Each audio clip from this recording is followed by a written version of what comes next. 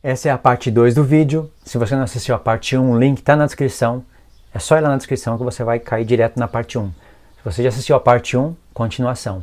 Então, irmãos, eu expliquei algumas vertentes atuais da linha pré-tribulacionista, algumas resoluções. É claro que não deu para explicar com todos os detalhes, talvez você nem conheça o que eu falei, mas uma hora ou outra você vai conhecer. Andando pelo YouTube, pesquisando, você vai conhecer, e eu queria deixar você protegido contra isso. Na parte 2 do vídeo, que é essa parte, eu quero mostrar algo curioso para vocês que eu falei na primeira parte que queria mostrar.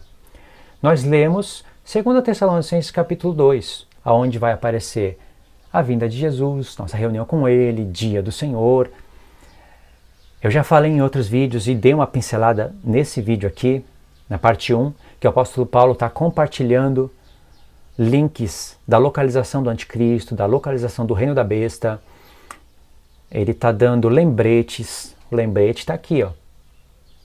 Verso 6, e agora vós sabeis o que o detém, para que ele seja manifestado somente na ocasião própria. Aí o verso 7, verso 8...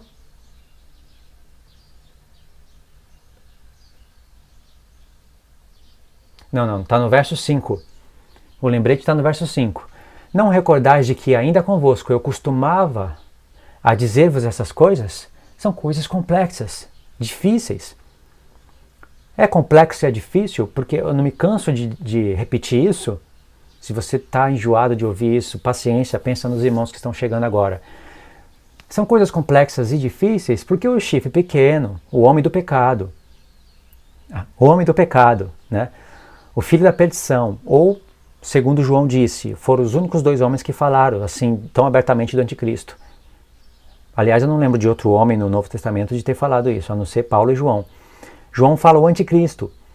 Essas pessoas que eles, um dá o nome de anticristo e é válido, é uma inferência. Outro dá o nome de homem do pecado, filho da perdição, é válido, é uma inferência, mas baseado em referências. E as referências é Daniel 7 e Daniel 8, é o chifre pequeno. Nos 2 capítulos é o tempo determinado do fim, em Daniel 7 não está escrito, mas em Daniel 8 está. Em Daniel 8 você não vai ver muitos detalhes sobre a vinda de Jesus, vai ser discorrido lá em Daniel 11 e 12, na explicação do capítulo 8, mas em Daniel 7 tem a vinda de Jesus. Então, por um lado, o capítulo 7 de Daniel está mostrando a conquista do reino, detalhes sobre 10 chifres, para fazer também uma conexão com os 10 dedos da estátua, né? Porque é ali que a pedra vem, o tempo do fim é ali. Não está escrito o tempo determinado do fim, mas o fim é ali. A pedra bate na estátua, toda ela, o ouro, a prata, o bronze, o ferro, o barro, eles se tornam pó. E essas palavras, pó, vem o vento e leva, não é para você achar bonito ou achar que isso é por acaso. Tem todo o sentido profético aí. Se torna pó, vem o vento e leva, e aquela pedra que bateu se torna um grande monte e enche toda a terra. Quando ela se torna um grande monte, você sabe que é a vinda de Cristo. Então ele vem em um local determinado, que não está revelado em Daniel 2, e a partir dali se enche toda a terra. Se você prestar atenção em outras profecias paralelas a essa, você sabe para onde está se direcionando essa pedra. Na visão, é nos 10 dedos, sim. Mas esses 10 dedos, um pouquinho antes dessa pedra vir, eles vão estar todos concentrados em um lugar. Zacarias 14, vamos somar. Eu sei que você está entendendo o que eu estou falando. Eis que vem o dia do Senhor, em que eu colocarei todas as nações ao redor, juntarei todas as nações ao redor de Jerusalém. E é claro que no próprio capítulo, até mesmo com mais detalhes em Zacarias 12, ele fala que são as nações que estão ao redor de Jerusalém. Atual Turquia, o Oriente Médio, lá Iraque, Irã, Egito. Só para relembrar, a atual Turquia um dia foi o Império Otomano. Antes disso foi Constantinopla. Deixa eu lembrar, faz tempo que eu não falo sobre isso. Antes de ser a Constantinopla, me fugiu. Acho que foi Império Assírio, né? Só que o Império Assírio não era só o norte de Israel. A Assíria conquistou o Oriente, que é o Iraque e o Irã, e o Sul, que é o atual Egito. Os únicos reinos que continuam com o mesmo nome é Israel e o Egito. O norte e o oriente de Israel, os reinos mudaram. Foram mudando, né? Agora é Turquia e para o oriente está Iraque, Irã e um monte de outros reinos, só que todos eles são juntos, todos eles têm um objetivo em comum, um inimigo em comum. A história, a própria história, não é a Bíblia só, a própria história mostra que o atual Iraque era a antiga Babilônia. E a antiga Babilônia fazia parte do reino da Síria, porque a Síria conquistou tudo que está ao redor de Jerusalém. O atual Irã era a antiga Pérsia.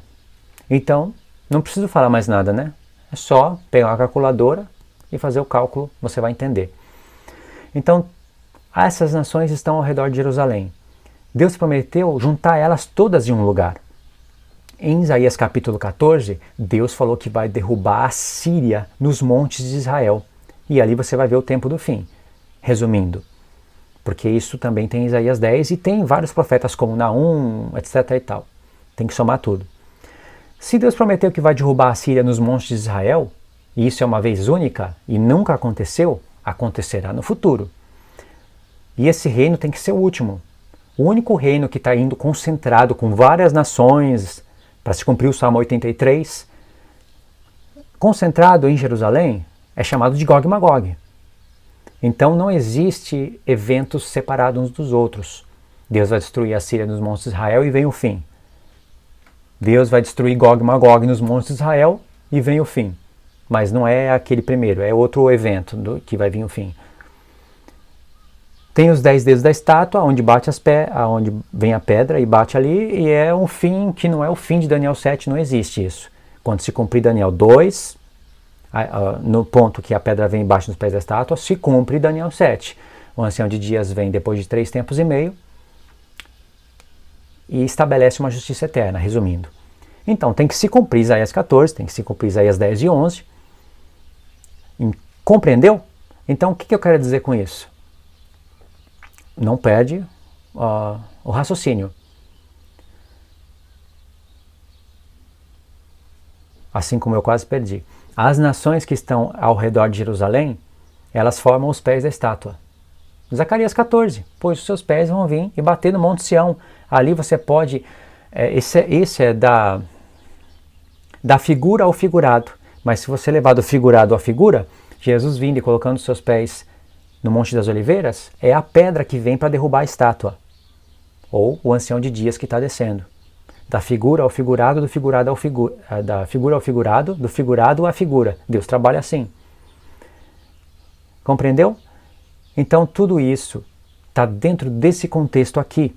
Tempo do fim, em 2 Tessalonicenses capítulo 2. São coisas complexas, não são? Mas não é verdade? Os 10 dedos da estátua não tem que estarem concentrados quando a pedra vir, bateu nos 10 dedos da estátua, mas você não sabe localização, não sabe aonde eles estão fazendo guerra contra o povo santo. Como que eu sei disso? Por causa de Daniel 7. Mas em Daniel 7 ainda nós não temos localização. Nós sabemos, em Daniel 2, tem os 10 dedos, vem a pedra e bate. Daniel ficou super feliz, não só porque ele e os magos foram livrados da mão do rei, claro que por isso também. Mas ele ficou super feliz porque, olha, o reino de Deus foi estabelecido, vitória do Senhor. Mas em Daniel 7, Deus mostrou as mesmas coisas, só que mostrou agora o povo santo sofrendo. O chifre pequeno magoou os santos do Altíssimo, fez guerra contra eles e venceu. Porque ele saiu vencendo e para vencer. Ele venceu, mas por causa de Cristo, na verdade, ele vai perder. Entendeu? Então, o que acontece? Eu sei dessas coisas por causa de Daniel 7. Em Daniel 2 não tem nada referente ao tempo, mas em Daniel 7 nós temos alguma referência agora ao tempo. 3 tempos e meio. Jamais, nem o profeta Daniel, nem ninguém poderia saber o que seria os 3 tempos e meio se não fosse revelado Daniel 9.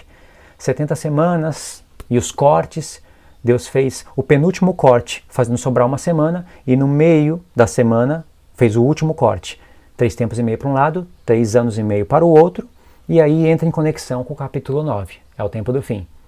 Então em Daniel 7 nós já temos informações em relação ao tempo, mas não sabemos de que tempo que é e não temos a localização. Em Daniel 8 é assim que Deus trabalha, irmãos. E isso daqui que eu estou falando para vocês é muito valioso, bota isso no coração. Em Daniel 8, Deus já vai dar agora uma referência à localização do anticristo. Nós não teríamos a localização. Qual é a prova disso que você está falando? Olha, em Daniel 8 vai estar explicando partes de Daniel 7. O que você acha que é o carneiro com 4 chifres?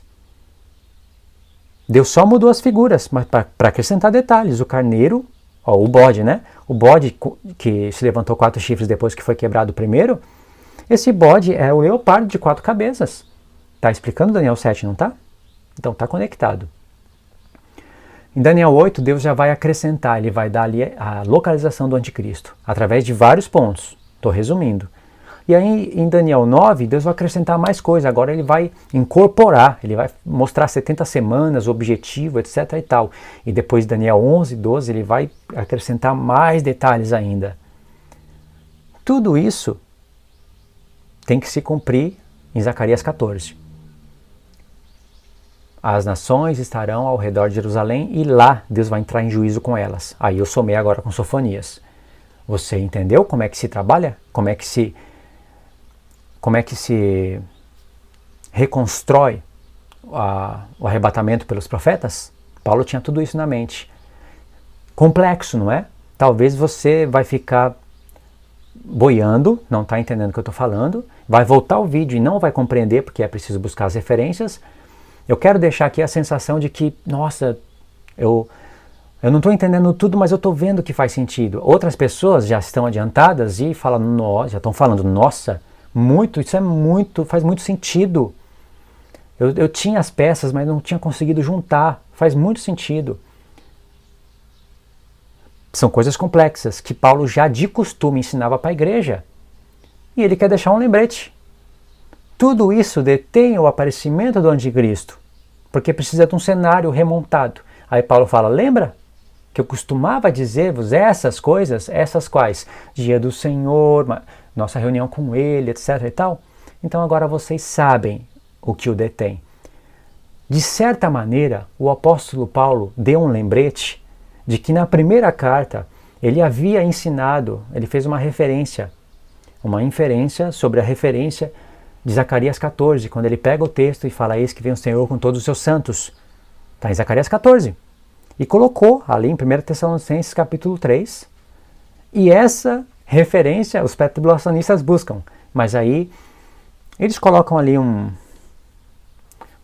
tom, uma nota deles, né? Mas não é bem do jeito que eles estão falando por causa de todo o contexto geral. Em 1 Tessalonicenses capítulo 5, ele fala que o dia do Senhor vem como ladrão. O dia do Senhor, de fato, está em Zacarias 14. Tem pessoas lá que estão sendo surpreendidas pelo dia do Senhor que vem como ladrão e pelo Senhor que vem como ladrão no dia do Senhor. Compreende isso? Mas tem pessoas ali que não estão sendo surpreendidas. E ali sim está o arrebatamento da igreja. Os santos que estão vindo, sim, é a igreja. Mas não é como os pré-tribulacionistas estão colocando, porque entra em contradição com vários pontos. Paulo já havia ensinado tudo isso, e Paulo manda um lembrete. Então vocês sabem o que o detém. É isso daí. Então, eu vou acabar esse vídeo aqui. Deu 2 partes, né? Eu acho que já basta. Acompanha os links relacionados. Vou deixar aí na descrição alguns vídeos relacionados. Eu vou criar uma playlist para ficar tudo em ordem. Que são vídeos novos, eu tô repetindo argumentos de vídeos que eu já falei em vários vídeos, mas eu estou tentando resumir, tentando falar o que é necessário para cada vídeo. Tá bom, irmãos? Não se esqueça das informações no comentário fixo, caso for o meu comentário que tiver fixo, tem informações. Na descrição tem informações. Agradeço aos irmãos contribuidores, novos contribuidores, porque isso vai redundar em bênção. Em breve eu tenho o desejo de estar no Brasil e replicar essas coisas em vários lugares, não somente pela internet, tá bom? É isso daí, Deus abençoe, fique na paz de Cristo e até os próximos estudos.